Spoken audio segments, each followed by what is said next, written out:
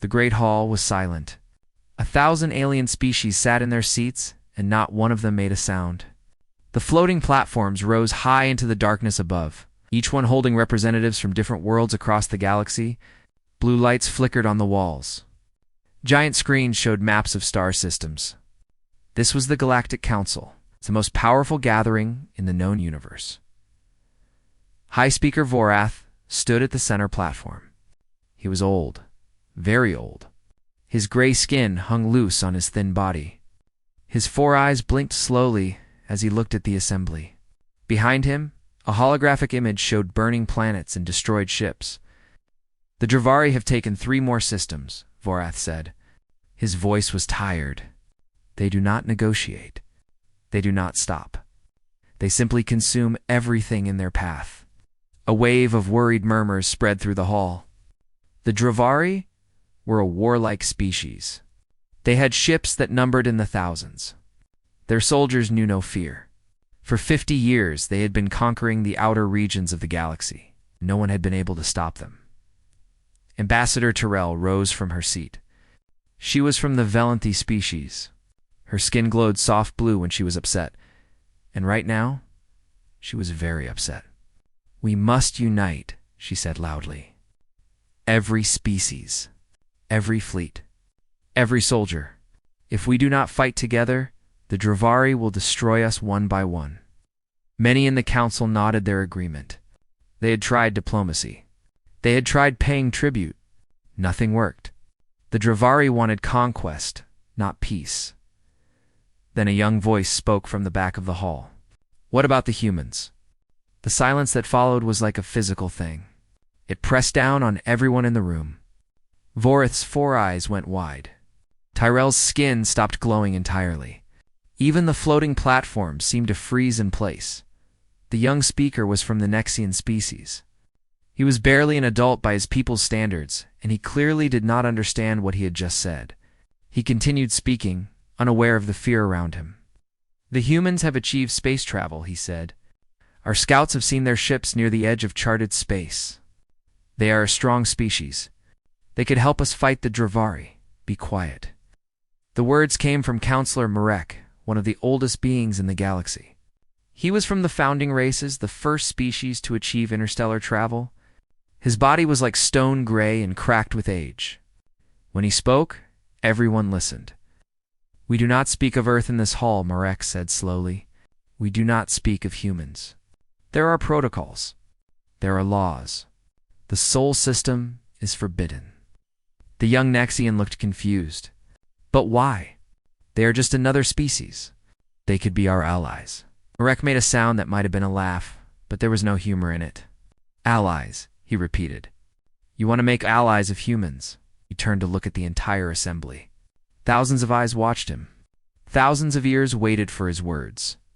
"How many of you know the truth about Earth?" Marek asked. "How many of you understand why we placed warning beacons around their entire system? Why we made it a crime to contact them? Why we have watched them for 300 years and never once revealed ourselves?" No one answered. Marek nodded slowly. "I thought so. The truth has been buried, hidden. We told ourselves it was better that way. Better to forget.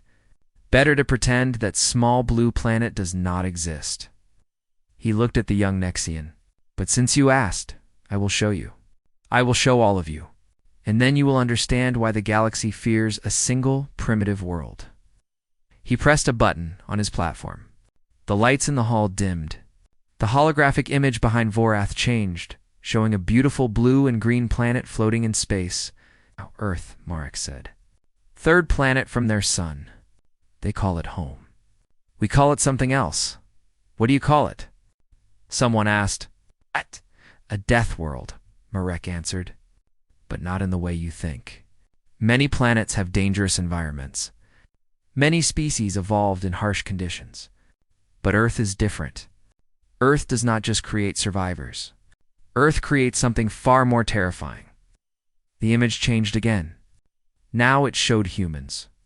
They looked so ordinary. 2 arms, 2 legs, soft skin, no claws. No armor, no natural weapons of any kind. "Look at them," Marek said. They appear weak, fragile. A Dravari soldier could tear one apart with his bare hands. They have no venom, no telepathy. Their senses are dull compared to most species. By all logic, they should have been prey. They should have been food for the real predators on their world. He paused, but they were not. The image changed to show Earth's history. Fire, war, destruction, cities burning, armies clashing, weapons of terrible power. The humans did not become prey, Marek continued. They became the ultimate predators. Not through strength, not through speed, through something far more dangerous. What? The young Nexian asked. His voice was barely a whisper now. Marek turned to look at him. Will, he said. Pure, unbreakable will. The humans do not know how to give up. They do not understand surrender. When they are beaten, they get back up. When they are outnumbered, they fight harder. When everything seems lost, they find a way to win. He looked back at the assembly. 300 years ago, we sent observers to Earth. We wanted to study them, to understand them. What we found terrified us so much that we sealed all the records. We put beacons around their system warning everyone to stay away. We erased them from our maps and our history. What did you find? Vorath asked. Even he, the High Speaker, did not know the full truth. Marek was silent for a long moment. Then he said, I found a species that fights wars for fun. I found a species that turns combat into games for their children. I found a species that looks at impossible odds and smiles. He turned off the display. The hall was completely dark now. The Dravari are dangerous, Marek said into the darkness.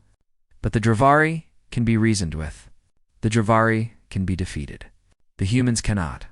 If we bring them into this war, we will not just defeat the Dravari. We will unleash something that the galaxy may never be able to control again.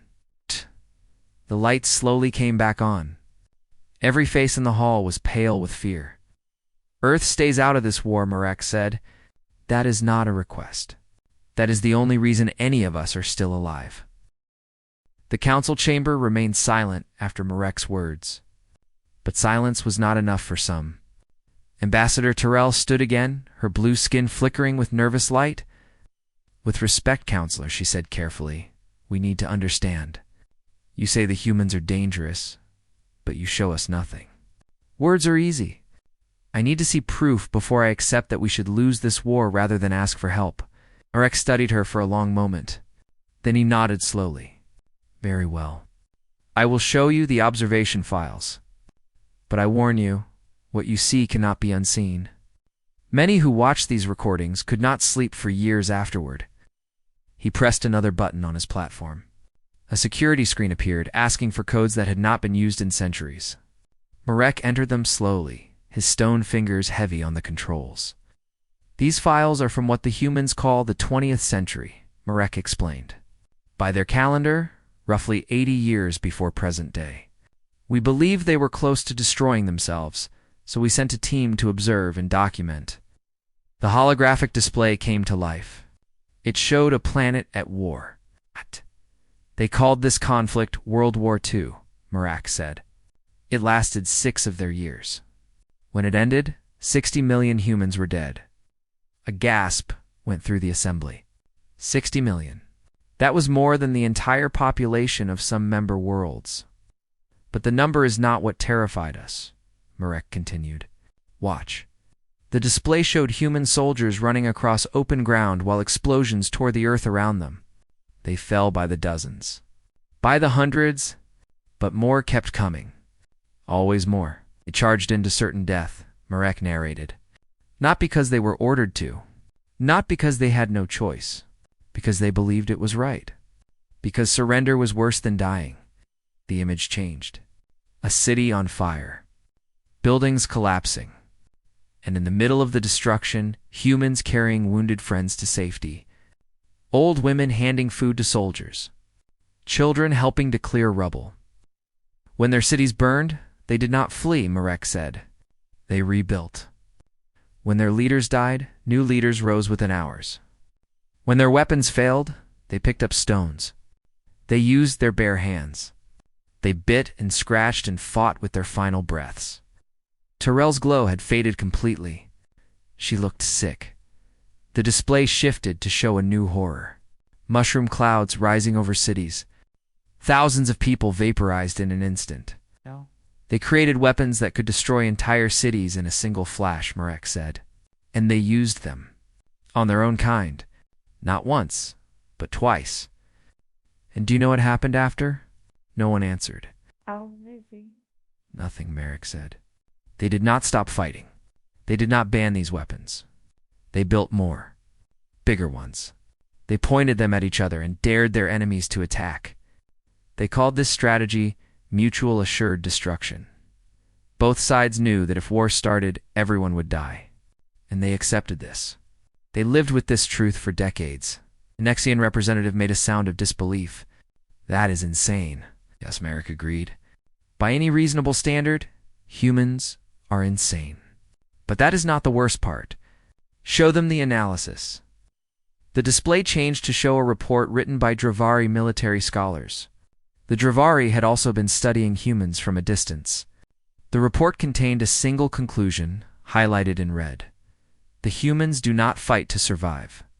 They fight because something in their nature requires conflict. Peace makes them restless. Safety makes them bored. They create enemies when none exist. They are the only known species that wages war upon itself for entertainment.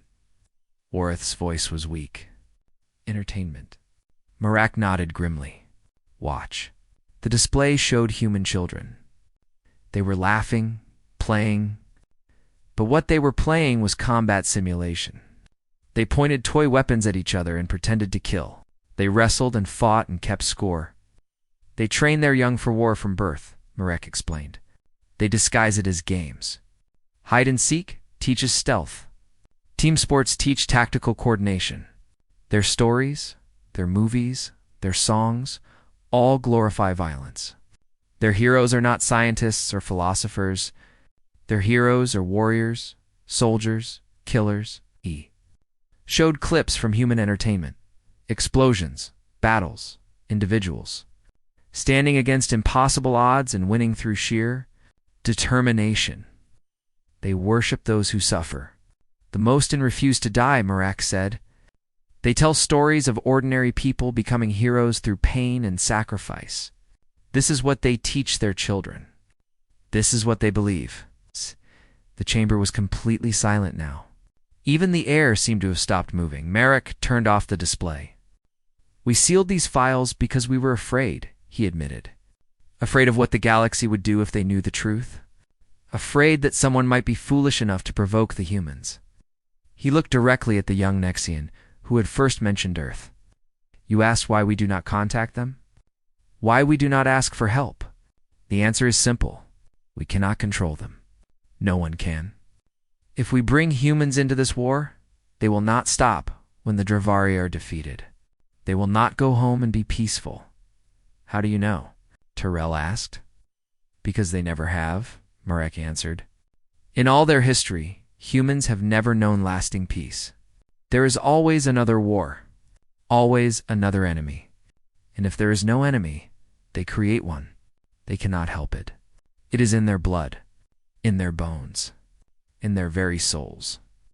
He walked slowly to the edge of his platform. The Dravari are conquerors. They want to rule the galaxy. But once they rule it, they will stop. They will grow fat and lazy and content. Eventually they will fall, as all empires do. He paused.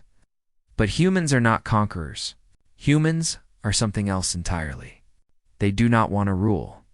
They do not want peace. They want to fight. They need to fight. And if we let them into our galaxy, if we show them our worlds and our species, they will never stop. They will keep fighting until there is nothing left. Voreth stood slowly from his seat. His 4 eyes were clouded with fear. What do we do? He asked.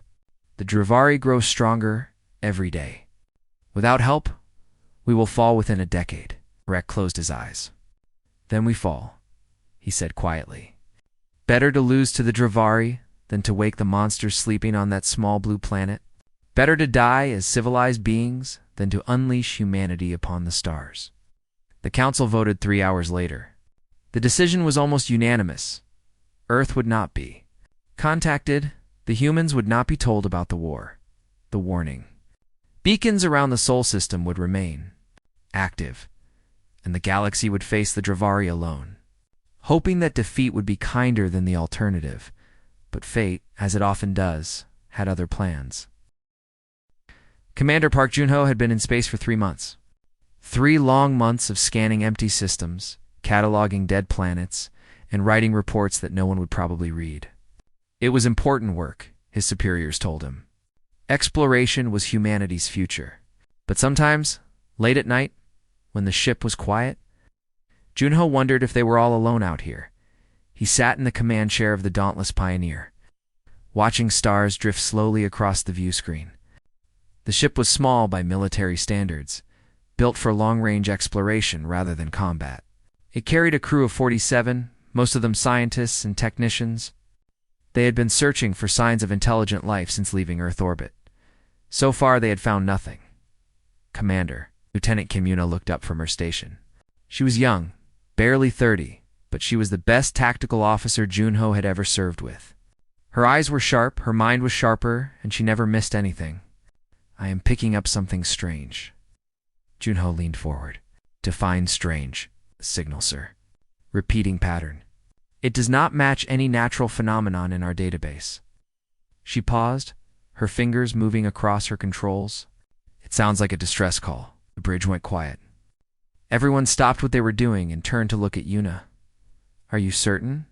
Junho asked. I cannot translate it. Our computers do not recognize the language. But the pattern is clear.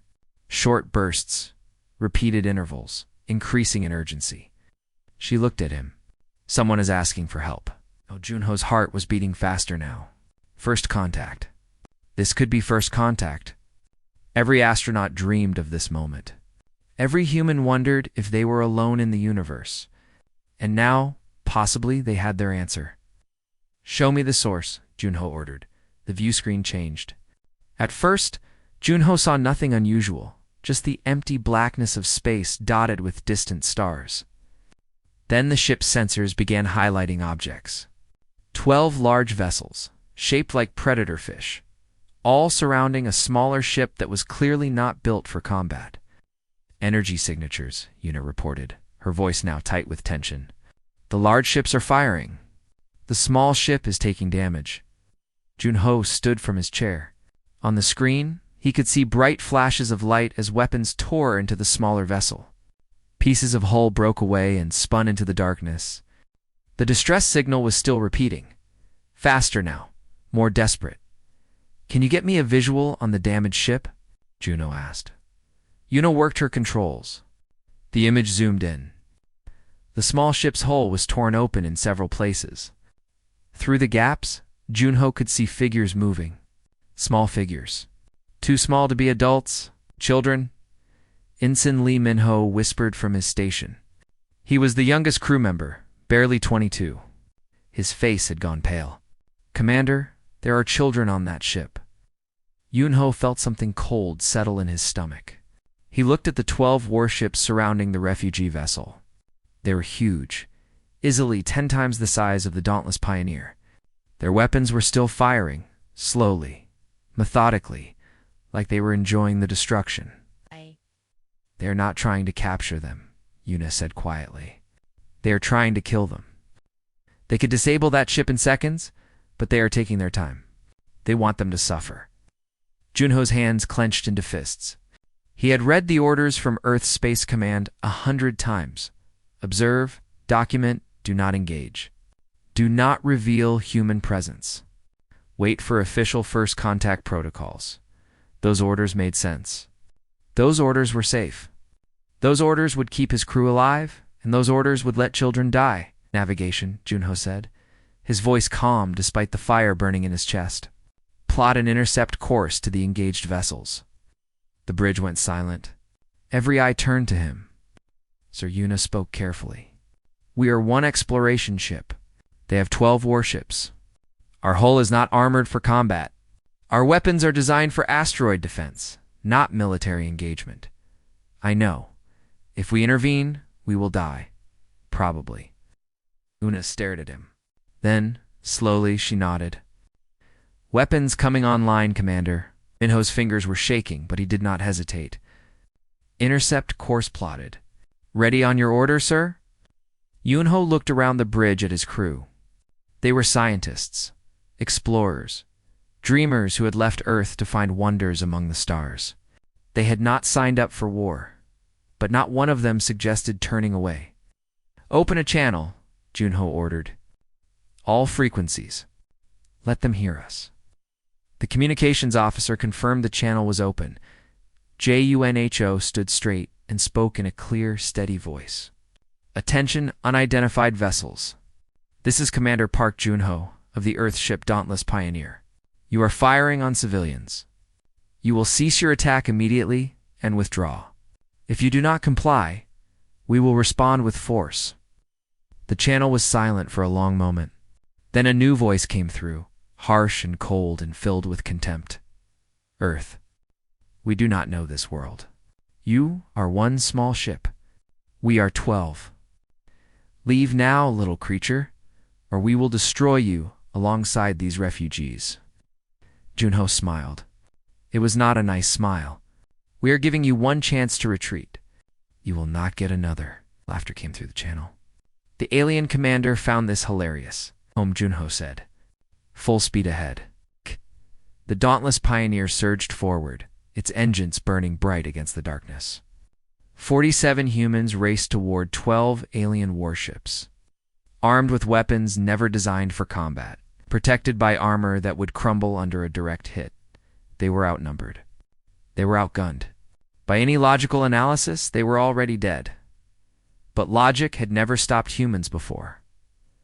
On the refugee ship, the survivors watched in disbelief as a tiny vessel charged toward the predators that had been slowly killing them. They did not know what species these newcomers were. They did not know why anyone would throw their lives away for strangers. They would learn. The galaxy would learn. The humans had finally arrived. Commander Vethra of the Dravari Third Fleet watched the tiny ship approach with amusement. He had conquered 30 systems in his career. He had destroyed thousands of vessels, some much larger than this strange newcomer. The idea that one small ship would challenge his fleet was simply funny to him. Scan them, he ordered lazily.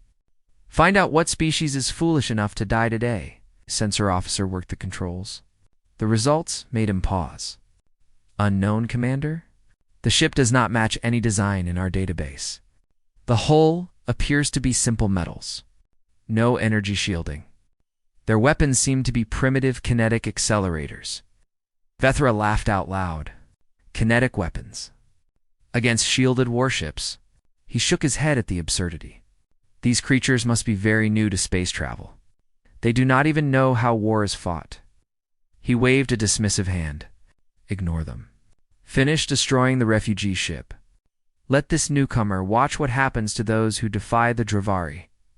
His fleet continued their slow, methodical destruction of the civilian vessel. Energy beams cut through the hull. Explosions blossomed in the darkness. Inside the refugee ship, hundreds of innocent lives waited for death. Then the human ship fired. Vethra was looking at a status report when the first impact hit. His escort vessel, the pride of conquest, simply exploded. One moment it was there, bristling with weapons and shields. The next moment, it was a cloud of debris spreading through space. What happened? Vethra demanded. His tactical officer was staring at his screens in disbelief. The small ship fired, Commander. A kinetic projectile. It punched through our shields like they did not exist. No, that was impossible. Energy shields were designed to stop exactly this kind of attack. They absorbed kinetic energy and dispersed it harmlessly. No physical weapon could simply break through, return fire. Vethra screamed. Destroy them. 6 warships turned their weapons on the dauntless pioneer. Energy beams lanced across space, bright enough to blind anyone looking directly at them. Any one of those beams could cut through the human. Ship's thin hull like a knife through soft fruit, they all missed. The human ship was moving. Not just moving, dancing. It twisted and turned through the energy barrage with a speed that seemed impossible for its size, and it kept firing. Another Dravari ship broke apart as a kinetic round tore through its reactor. On the bridge of the dauntless Pioneer, chaos reigned. Alarms screamed from every console. The ship shook with near misses, each one close enough to feel. Commander Junho gripped his chair with white knuckles, eyes fixed on the view screen. Status report. He shouted over the noise. Lieutenant Yuna's hands flew across her controls. Direct hit on 2 enemy vessels. Both destroyed. Shields on the others are useless against our weapons. But sir, we cannot dodge forever. They are adapting to our movement patterns. Then stop being predictable, Junho said. Random evasive maneuvers? No pattern, no logic. Make them guess. The helmsman, a young woman named Sergeant Bei Su-jin, actually grinned. Chaotic flying, sir. That I can do. The dauntless Pioneer suddenly changed direction, moving in ways that made no tactical sense. It dived toward one warship, then spun away at the last second. It flew straight at energy beams before twisting aside. It moved like a drunk insect, impossible to track or predict, and every few seconds its kinetic guns fired. Every shot found its target. Vethra watched 3 more of his ships die in the span of 2 minutes. His fleet, his undefeated fleet, was being destroyed by a single tiny vessel with primitive weapons and no shields. What are these creatures? His weapons officer whispered. Vethra had no answer. In all his years of conquest, he had never seen anything like this. The small ship flew like its crew did not care if they lived or died. They attacked with a ferocity that made no sense.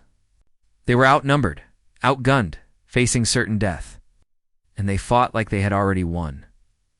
Finally, one of his ships landed a hit. The energy beam struck the dauntless Pioneer's rear section. Hull plating vaporized. Atmosphere vented into space. The ship shuddered and spun, clearly damaged, clearly dying. Vethra allowed himself a moment of relief. It was over. The strange ship would drift helplessly until he finished it off. But the ship did not drift. Its engines flared back to life. It stabilized, turned, and continued its attack. That is not possible, Vethra said. His voice was no longer amused. Their hull is breached. They are losing atmosphere. They should be dead. On the dauntless Pioneer, Ensign Minho lay unconscious against a bulkhead. Blood floated in the zero-gravity where the hull breach had stolen their atmosphere. Lieutenant Yuna had a deep cut on her forehead, but she had sealed her suit and returned to her station before the blood stopped flowing. Commander. Yunho felt 2 of his ribs grinding against each other with every breath. The impact had thrown him across the bridge. His vision blurred at the edges.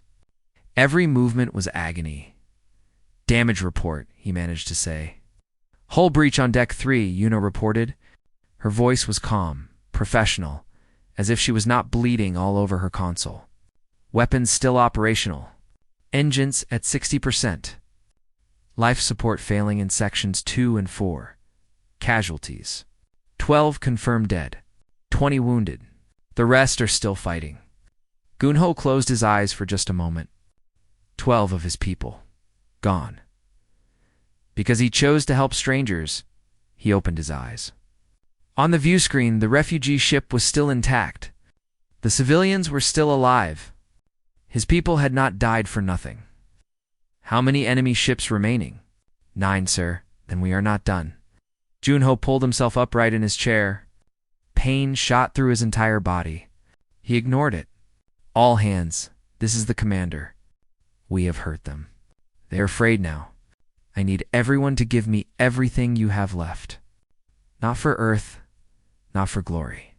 For the children on that refugee ship who will die if we stop fighting. He opened a channel to the enemy fleet. I told you to retreat, he said. His voice was rough with pain. You should have listened. The dauntless Pioneer fired again. The battle lasted another 11 minutes. When it finally ended, the human ship was barely holding together. Holes covered its hull like wounds. Most of its systems were offline. Of the 47 crew members who had started the fight, only 31 were still alive.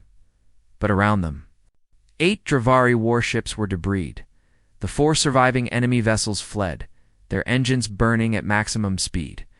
Desperate to escape the monster they had awakened, Commander Junho allowed himself to collapse in his chair. Through the static of his damaged view screen, he could see the refugee ship approaching. Safe, alive. We did it, Yuna said softly. She sounded as surprised as Junho felt. Yes, Junho whispered. We did. Then he passed out. The emergency session of the Galactic Council was the largest in recorded history. Every species sent representatives. Every world demanded answers. The Great Hall was so crowded that beings stood in the corridors, watching through projected screens, desperate to hear what had happened. News of the battle had spread across the galaxy in hours. A single ship from an unknown species had engaged 12 Dravari warships and destroyed 8 of them. The 4 survivors had fled. The Dravari, who had never retreated from anything, had run away from one small vessel, and that vessel was from Earth. High Speaker Vorith stood at the central platform, looking older and more tired than anyone had ever seen him. Beside him, Counselor Marek sat with his stone head bowed, saying nothing. The humans have made contact, Voroth announced. His voice was hollow, not through diplomacy, not through careful negotiation, through combat. They revealed themselves to save a refugee ship they had never seen, carrying species they did not know. For reasons we cannot understand, the hall buzzed with frightened whispers. The human vessel and crew are currently being treated at a Volanthi medical station, Vorath continued. Their ship is destroyed beyond repair.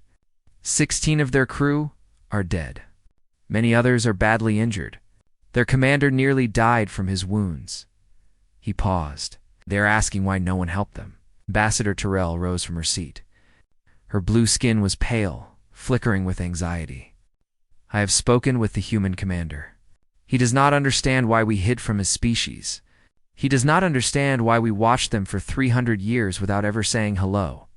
She looked around the chamber. He asked me a question I could not answer. He asked why we let the Dravari attack civilians while we sat in this hall and debated.